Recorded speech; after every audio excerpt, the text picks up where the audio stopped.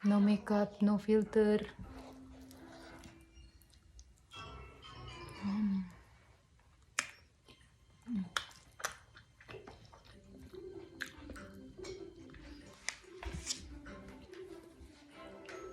Aku dulu tuh nggak suka banget sama yogurt. Kayak ini nggak suka karena rasanya aneh. Tapi menjak di sini aku coba makan. Pertama kali aku coba makan itu aku pakai kan gula merah. Enak banget. Karena aku cuma lihat orang-orang kan, orang-orang yang aku lihat ini orang-orang yang di fitness industry. Ada juga yang suka buat vlog kesehatan, olahraga, lifestyle, healthy lifestyle. Aku lihat mereka makan yogurt itu dengan peanut butter, kayaknya enak banget gitu loh. Oh, pertama kali aku makan yogurt dengan granola. Dan itu luar biasa. Terus kesini, aduh, kayaknya nggak bisa hidup tanpa yogurt. Yogurt, pisang, bahkan kamu bisa buat ranch atau kayak mayonnaise buat salad itu dengan yogurt. Jadi yogurt campur perasan lemon, terus minyak olive oil, garam, foil. Kalau yang aku makan tuh hampir 500 kalori nih. Ada selai kacangnya, ada proteinnya, protein powdernya, ada berry, ada kurma, pisang, chia seed, gula merah. Di sini gula merahnya itu udah dalam bentuk kayak gula pasir. Apa bilangnya brown sugar, cane sugar. Aku dulu waktu setelah melahirkan, aku benar-benar kalori defisit, tapi aku nggak melakukannya dengan benar.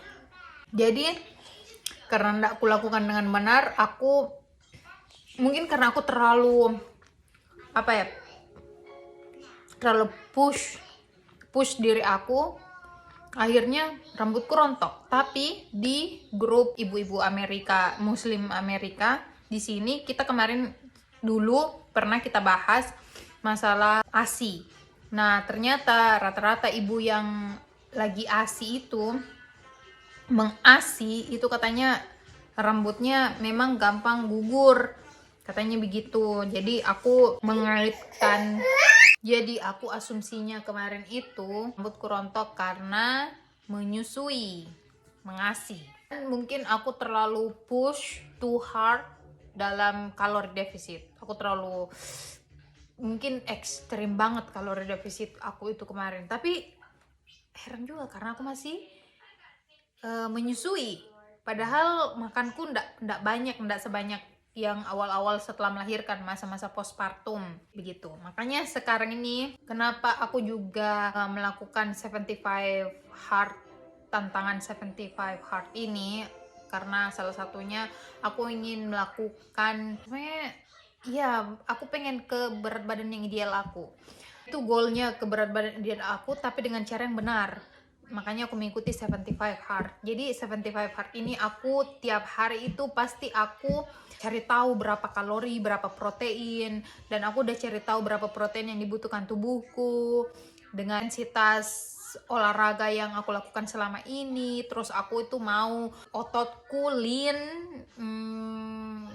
lean, Jadi ya aku tracking semua makananku, terus makanan yang plant based yang banyak proteinnya itu makanan apa aja, terus yang non plant based juga apa aja. Tapi aku tuh berusaha untuk fokus kepada plant based atau yang tumbuh-tumbuhan gitu.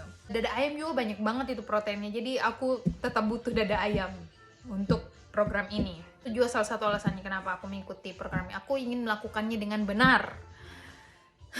Terus aku ingin back in the track, karena pada saat aku kayaknya awal-awal tahun ini, masih awal tahunnya, bulan Februari, bulan Februari itu, Februari Januari, aku tuh kayak lose track, you know, karena mungkin aku udah merasa, oh aku udah turun berat badan nih, terus aku kayak ada perasaan kembali dengan makan sebanyaknya gitu-gitu, jadi kayak loose, aku merasa loose. Terus ya makanya aku pernah bilang kan, memberi motivasi itu gampang banget. Aku ngasih motivasi orang itu kayak tapi untuk diri aku sendiri tuh kayak susah. Nah terus karena aku merasa lose track, walaupun aku makan mostly makanan yang considered healthy, menurut aku considered healthy, terus aku mengurangi yang hewani, tapi tetap kuantitinya itu banyak karena aku sudah merasa, oh aku sudah turun berat badan. Aku nggak tracking, aku lost track, aku get lost, you know. Jadi aku berusaha untuk melalui challenge ini, aku berusaha untuk kembali ke jalan yang benar.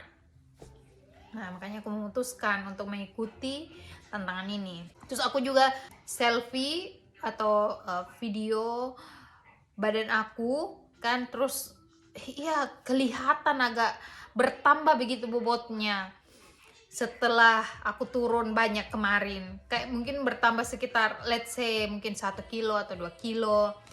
Nah itu yang membuat aku stres juga. Terus puncaknya itu memang 75 hard ini sudah lama aku pengen ikuti, tapi aku masih mempersiapkan diri, belum mau memulai begitu.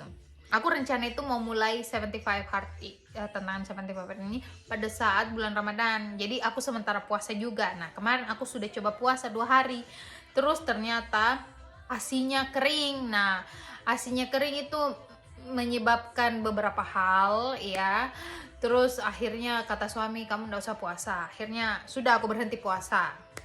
Terus aku mikir, aduh kayak gimana gitu. Tetap aku lakukan apa yang orang puasa lakukan kecuali puasanya.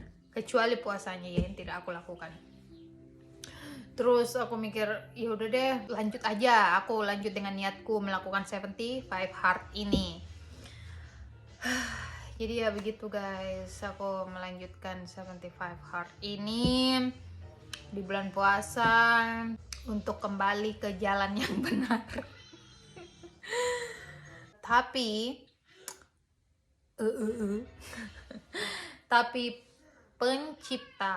bukan pencipta, siapa ya, penemu yang menciptakan, kreator yang menciptakan tantangan ini itu bilang di podcast, salah satu podcast di YouTube, dia bilang tantangan ini tuh more than just about losing weight. Jadi tantangan ini tuh bukan hanya sekedar untuk turun berat badan, tapi karena kebanyakan orang yang melakukan tantangan ini tuh dia tuh postingnya before after itu badannya, jadi seolah-olah itu yang tersirat dari tantangan ini adalah setelah kamu melakukan tantangan ini berat badan akan turun, seperti begitu guys. Jadi menurutku apa yang dibilang oleh penemunya atau penciptanya itu benar.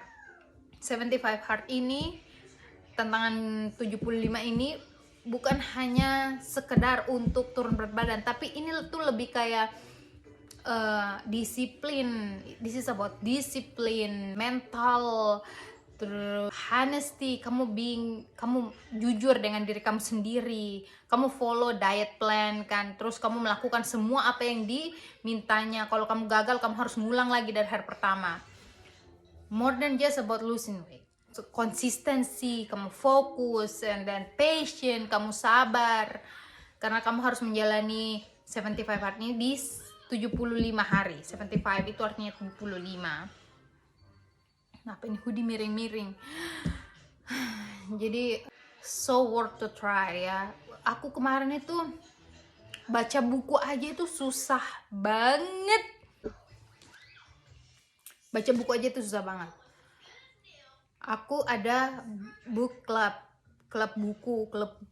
pembaca buku di grup ibu Muslim Amerika, juga ada grup pembaca buku. Sama suami juga kita ada grup baca buku gitu kan.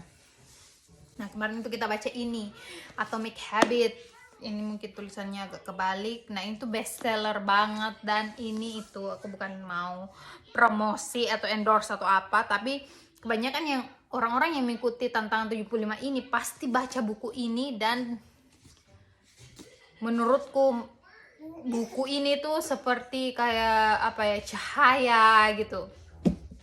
Kayaknya orang sebelum dia memulai untuk melakukan goalnya, untuk melakukan hal dalam mencapai goalnya, itu harus baca buku ini. Menurutku ini tuh bahasa Inggris, of course, tapi dengan bahasa literatur yang mudah aku pahami, tentang habit, tentang apa sih habit itu bahasa Indonesianya? Atomic Habit, guys. Apa bahasa Indonesianya tuh? Aduh, intinya melalui buku ini kamu bisa tercerahkan harian kamu, habit kamu itu kayak gimana, kamu bisa ditunjukkan jalan yang benar, kamu bisa diarahkan, oh kamu harus begini. Contoh, kamu mau turun berat badan kan? Kamu harus paling tidak di kulkas kamu ada makanan yang sehat, makanan yang sepatutnya kamu makan untuk membantu tubuh kamu turun berat badan. Seperti begitu. Kalau kamu bilang mau turun berat badan, itu hanya niat, tapi tindakannya nggak ada. Ini tuh tiap hari aku baca per chapter, satu chapternya tuh 5 lembar itu 10 halaman, selesai. Dan aku selalu kayak ting. Dan masih banyak bukunya suami yang non fiksi yang belum aku baca. Mungkin setelah tantangan 75 ini aku akan tetap lanjut untuk membaca. Jadi ilmu tanpa agama, agama tanpa ilmu ya. Terus buat aku juga aktif di luar rumah, olahraga di dalam rumah itu kadang bikin stres juga.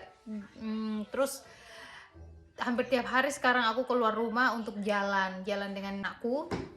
Terus aku ketemu sama tetangga lain, aku say hi, chit chat. Paling tidak aku tahu tetangga itu, dan tetangga itu tahu keberadaan aku, walaupun kita di negara individualis.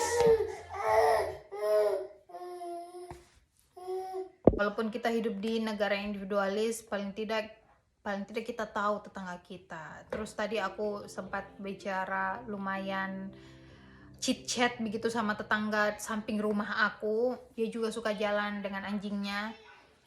Iya, kita cuma bahas masalah kucing, tapi walaupun hal-hal sepele begitu, aku bersosialisasi begitu loh. Aku sangat merindukan bersosialisasi. Jadi diet plan aku itu di tantangan 75 ini adalah berada di kalori defisit. Kalori defisit aku itu 1500-1700. Kalau aku olahraga dengan intensitas berat, aku di 1700. Kalau aku cuma kayak pilates,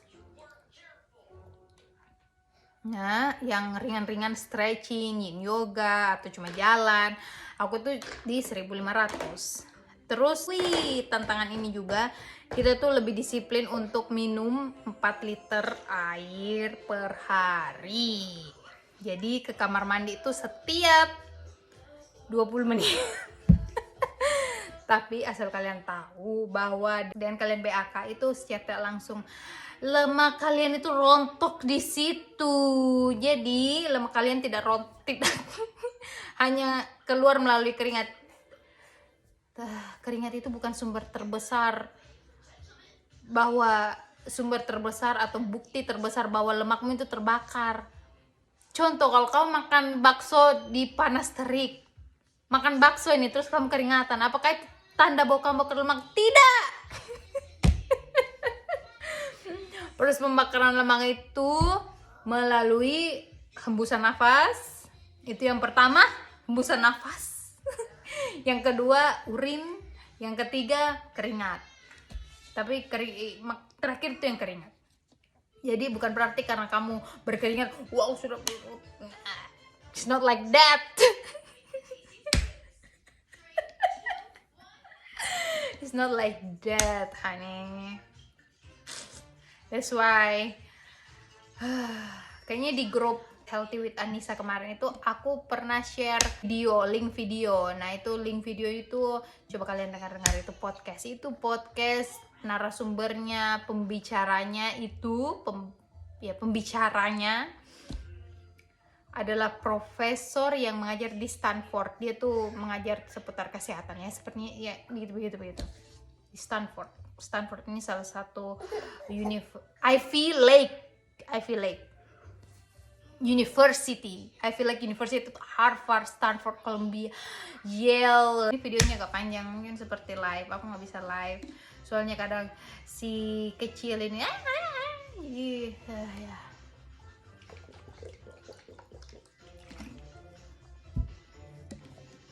Ya.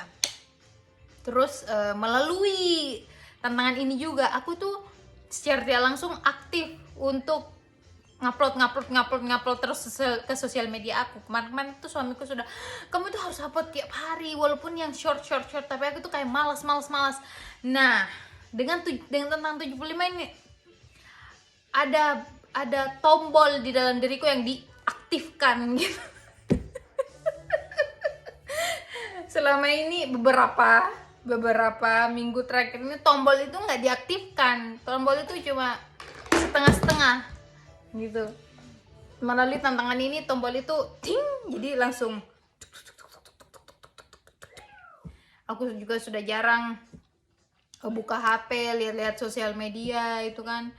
Aduh, kadang aku berpikir, aku lihat semua itu sosial media. Banyak yang aku nonton itu story-nya teman-teman. Terus juga pose-pose yoga, video-video pose-pose yoga itu cuma itu yang memenuhi feed Instagram aku. Kalau di TikTok itu masalah non-binary, LGBT, drag queen, politik.